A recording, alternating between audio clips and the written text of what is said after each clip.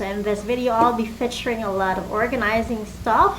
And disclaimer, this is not a sponsored video. I'm not affiliated with all these products in here. But I'm just sharing this with you because I'm happy with what I've got. And if you are interested in any of this, then just kindly check the description box below. So I have here this one. This is a sticker, label sticker that is. And then all you have to do is you just have to use this pen and write on it. So this is waterproof. Pwede siyang basain ng tubig. I'm waiting actually for my other order from Shopee. It's a Nimbot printer, sticker printer. So I think it's better than this one actually. But this one will do for now. So let's make one.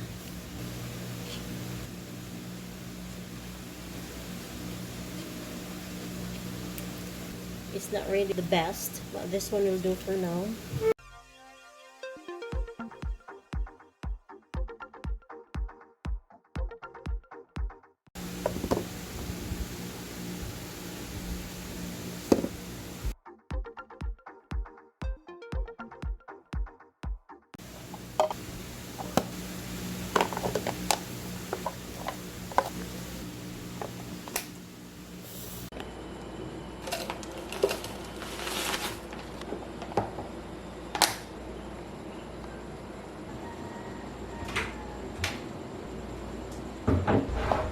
So as you can see, these containers are good because they are clear, they are transparent, so you can see what's inside.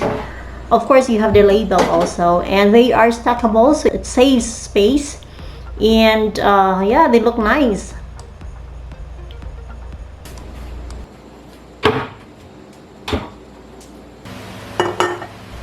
Alright, so these glass jars naman, I bought them from Milcon Depot.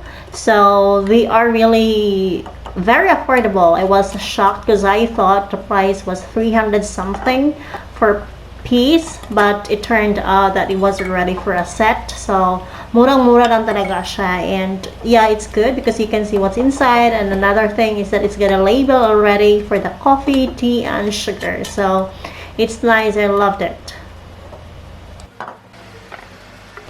So this one naman is I ordered from Shopee. Medyo matagal kasi siya dumating because it's coming from China. That's why na nabili ko yung glass jars. But this one is, I'm happy also because nagamit ko rin siya and it's really pretty as you can see. So yes.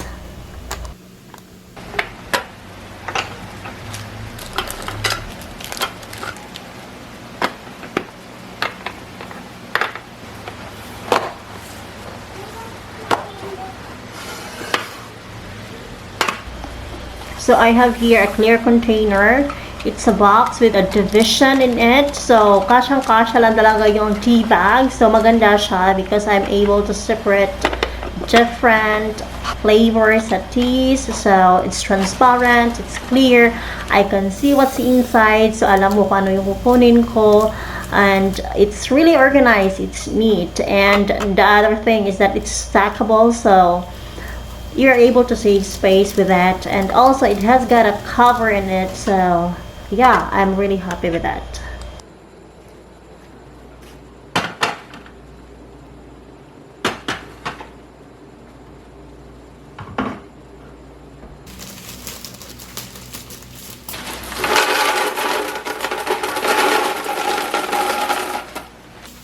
So these ones are another stackable and airtight containers. Clear din siya. And medyo malaki yung capacity niya. This one is 3.4 liters, but they come in 3 sizes. There's 2.4 liters and there's 0.9 liters. So these big ones are really good. They're ideal for pasta. So that's what we do. Nilalagyan namin siya ng pasta, and then yung next size niya is lalagyan ng cereals, and then yung pinakamaliit is 0.9 liters, which is marami ka pa rin pwedeng ilagay dun. So yes, it's good.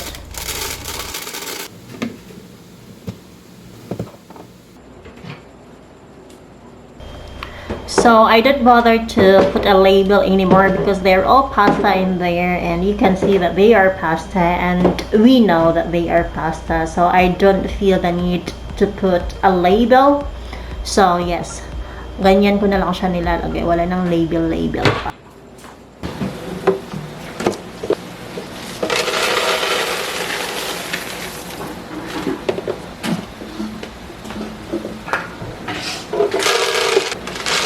So, ito naman yung 2.4 liters. So, ganyan siya kalaki. And I have actually tried this one wherein I put the water inside. So, wala siyang leakage. So, really it is airtight. So, maganda siya sa mga cereals. Kasi, syempre, ayaw mong mahanginan yung cereal, diba? And then, they will become soft.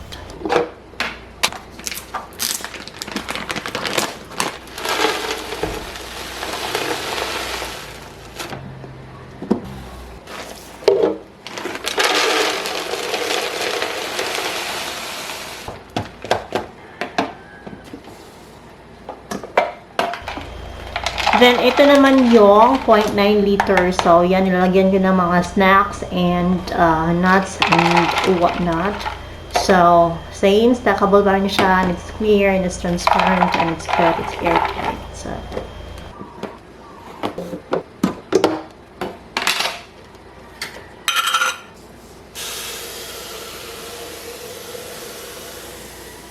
So I have to stick back here the cooking instructions as I'm not familiar on how to prepare that quinoa. And tada! Ito na yung pinakahintay kong nimbot printer, label printer that is. So matagal-tagal ko siyang hinintay since it's coming from China, which I ordered from Shopee. And this is actually my first time to try this one out. I had to figure out how to use that one, but it was okay. You just have to download the app before using it for the first time, obviously, and you have to operate it from your phone. So I'm quite happy with that actually. So if you can see, it really looks elegant and classy, and it's nice. So it actually comes in three choices of colors. There's red and there's avocado green, but I choose this black one because it's really nice. And for the thermal paper, pwede ka makabili different sizes, and it says it's oil proof, it's scratch proof, and it's waterproof. And then, as you can see there, pwede mo siyang ano yung font. You can choose which font you can use. I think there are about 10 fonts, if I'm not mistaken, not less than 10, I don't know, I have to check again. And also you can of course adjust the font size. So in here, kinakat out ko yung best by date or yung expiry date ng product so that I will know kung kailan yung expiry date niya, and then I'm gonna stick it on the container. So you will have something to check. Diba? Importante yon, diba? Alam natin yung expiry date ng isang product. So, ayan.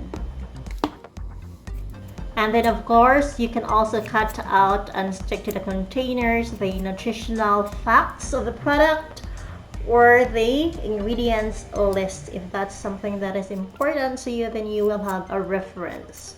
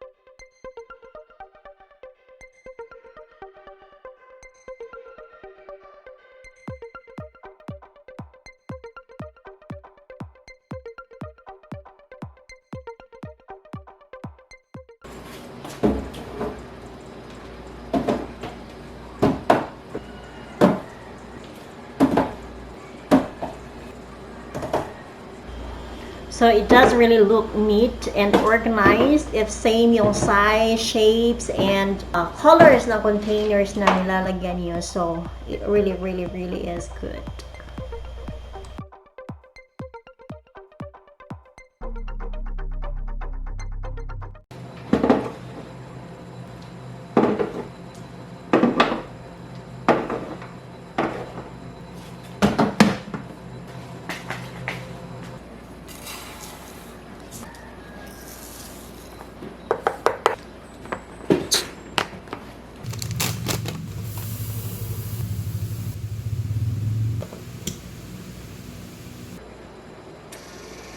While this containers naman is medyo grayish yung shade niya.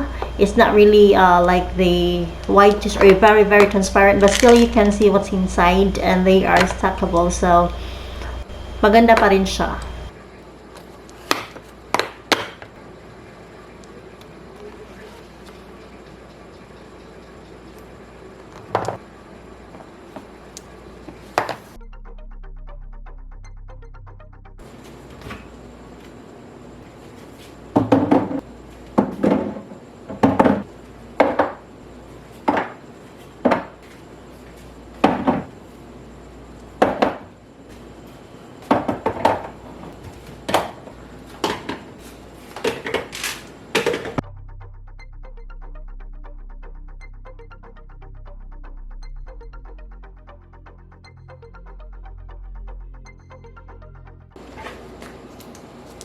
Now I have here a lazy Susan, so I am putting all my condiments together in here, so easy for you to access to it, and you can put a lot in there. So maganda siya, and I really recommend this type of container in your kitchen.